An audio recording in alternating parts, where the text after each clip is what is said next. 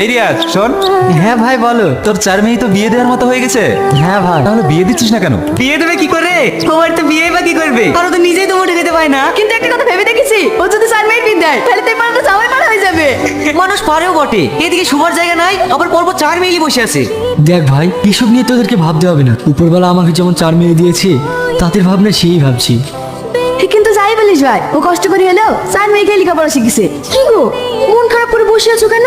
4 মেয়ের বিয়ের বয়স হয়ে গেছে, মেয়েগুলোর বিয়েও দিতে পারছি না। যদিও বা কয়েকটা বিয়ে আসছে, গরিব বলে কেউ রাজি হচ্ছে না। আবার রাস্তাঘাটে যাচ্ছি, গ্রামের লোকও আমাকে নিয়ে হাসাহাসি করছে। দেখো, উপরওয়ালা একদিন সব ঠিক করে দেবে। তুমি ওসব নিয়ে চিন্তা করো না। সারাদিন কিছু খাওনি, চলো চাটি খেয়ে নাও গা। তিন ছেলে এখন মোটা টাকা ইনকাম করছে, বছর বছর জমি কিনছি।